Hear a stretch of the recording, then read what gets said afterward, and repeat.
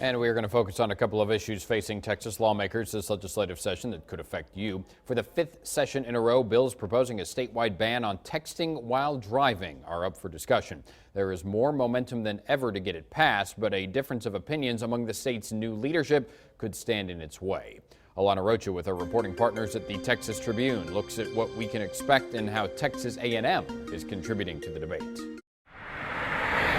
Attempts to ban texting while driving in Texas have crossed party lines, garnered widespread support from powerful lobbyist groups, and this session will have dozens of people directly impacted by the dangers of distracted driving, asking legislators to make it law. We are back every 2 years fighting to get this law passed, and the number of families we have out there with us fighting for this law has grown so much. Cell phone use while driving is already illegal in Texas for those under 18 and in school zones.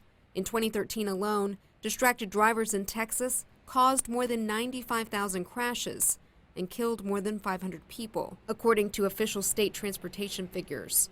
Jennifer Smith lost her mom in a 2008 crash in Oklahoma when a driver talking on a cell phone ran a red light and T-boned her car. From that moment on, I just, no phone call, no text message, nothing is worth a life. Smith, a former Texas resident, has made it her mission to get states across the country to ban texting while driving. So far, 44 states have some type of ban on the books, laws that in less than a decade, researchers say, are proving to save lives. We really were pleasantly surprised to see that these laws are actually having an impact on roadway fatalities. Alva Ferdinand, a public health researcher at Texas A&M University, completed a comprehensive study of the impact of these laws. Using 11 years' worth of fatality data across 48 states, Ferdinand determined that as many as 19 lives on average were saved each year in states where you could be pulled over for texting while driving. These bans seem to be having a very quick effect, and I can only guess, but I would assume that 19 would turn into a higher number as texting while driving is more known to be not a good idea. A proposed ban has broad support in Texas. Members of the cell phone, insurance, and automotive industries have testified in favor of enacting such a ban in past Texas legislative sessions. A bill by Republican State Representative Tom Craddock passed in 2011, only to be vetoed by Governor Rick Perry, who said the law would, quote, micromanage the behavior of adults. For the third session in a row, Craddock has filed the legislation in the House.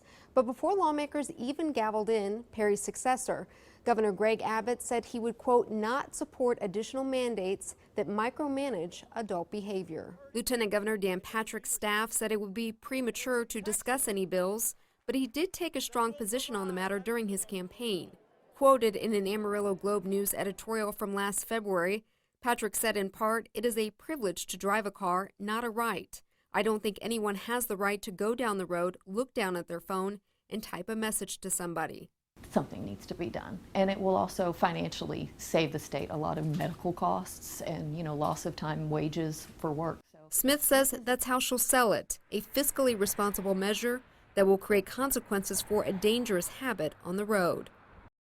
And last week we highlighted the debate in College Station over the oil and gas industry's effort in the city limits. The city council passed changes to its ordinance. Some citizens spoke up against hydraulic fracturing or fracking, which releases natural gas from underground. Northwest of Dallas in Denton, the city there became Texas's first to ban fracking because of lawmakers looking because of that now, lawmakers are looking at oversight of the oil and gas industries. And as Alana reports, some leaders are questioning when local control should apply. Urban drilling, a term some city folk across Texas have not taken kindly to as the booming oil and gas exploration continues to creep ever closer to their homes and schools. Noise, the fumes, bad. I like to walk in my neighborhood. There was times I couldn't go walk in my neighborhood. Tamara Bounds raised her family in Mansfield. For 33 years, she's called the Fort Worth suburb home and has seen it grow fast. More than 200 wells have been drilled in the town of about 60,000 people, and there are permits for another 200 wells. Edge Resources wants to build a compressor station on the land behind her and expand on the 2 gas wells already here. The development would be within a few hundred feet of a school and homes, but the company says it is far enough away to meet setback requirements. Bounds and the Mansfield Gas Well Awareness Group she works with are pushing for bigger setbacks and more oversight. They talk about they regulate. They don't regulate. They stamp the permit, go drill your wells.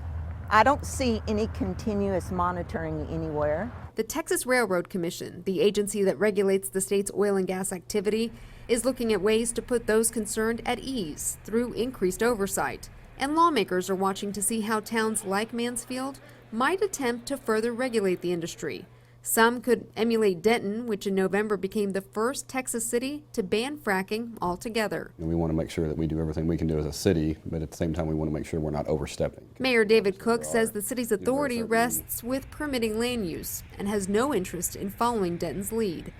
He says the city is exploring how it can work with the state in tracking air emissions. That's certainly a state and federal issue, but the city may be able to help capture evidence, so to speak, as far as from a recording standpoint. No matter what the city of Mansfield decides to do, Bounds just hopes it happens fast. Proposed legislation would make it more difficult for cities looking to impose restrictions on oil and gas production.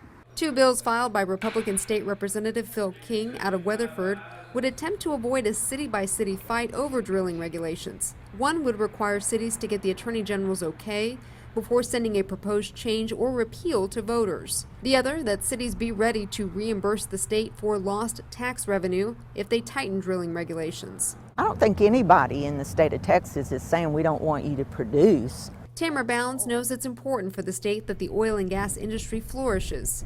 She says she just wants it done responsibly.